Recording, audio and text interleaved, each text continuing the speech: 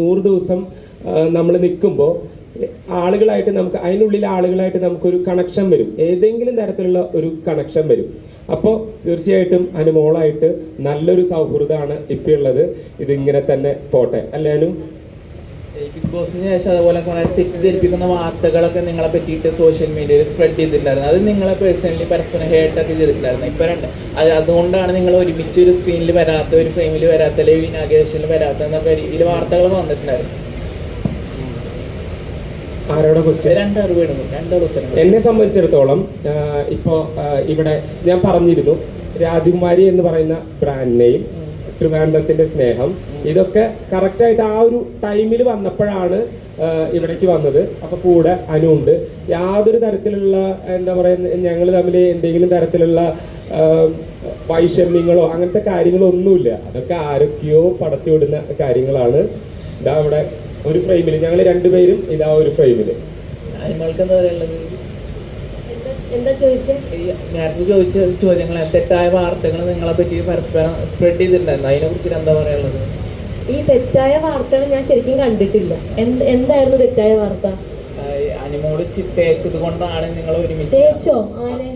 Social മീഡിയയിൽ വരുന്ന comments, social മീഡിയയിൽ കമന്റ്സ് ഇടാൻ വേണ്ടിയിട്ട് ആൾക്കാർ അതിന് വേണ്ടിയിട്ട് മാത്രം ഇരിക്കുന്നവർ കുറച്ച് പേരുണ്ട്. പക്ഷെ ഞാനിതൊക്കെ ഇഗ്നോർ ചെയ്ത് വിടുന്നുണ്ട്, മൈൻഡ് ആക്കുന്നില്ല. അതൊക്കെ മൈൻഡ് ആക്കാൻ നോക്കി നിന്നാൽ നമ്മുടെ ലൈഫിൽ നമ്മൾ ഒരിടത്തും എത്താറില്ല. അതുകൊണ്ട് ഞാനിതൊക്കെ എന്താ പറയുക, ഒരു പണിയില്ലാണ്ട് വീട്ടിൽ ഇരിക്കുന്നവരാണ് ഈ നെഗറ്റീവ് കമന്റ്സ് ഇടുന്നത്. അപ്പൊ എനിക്ക് അവിടുത്തെ പുച്ഛം മാത്രമല്ല, എനിക്ക് ഒന്നും പറയാനില്ല, ഒന്നും ആവാറില്ല.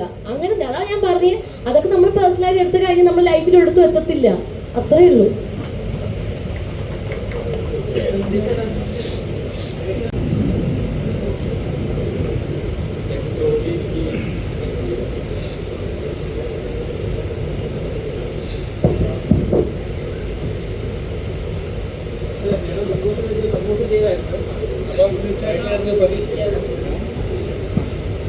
അത് കണ്ടിന്യൂ ചെയ്യുന്നുണ്ടോ? അത്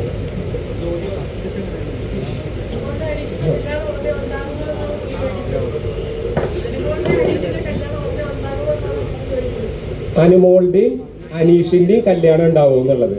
ഞാൻ ഒന്നാമത് ബിഗ് ബോസ് കഴിഞ്ഞു, അതിനുശേഷം പുറത്തിറങ്ങിയിട്ടും ഞാനൊരു ഇന്റർവ്യൂവിൽ പറഞ്ഞിരുന്നു, ലൈൻ കട്ട് എന്ന് പറഞ്ഞിരുന്നു. അതിൽ കൂടുതലൊന്നും എനിക്ക് പറയാനില്ല.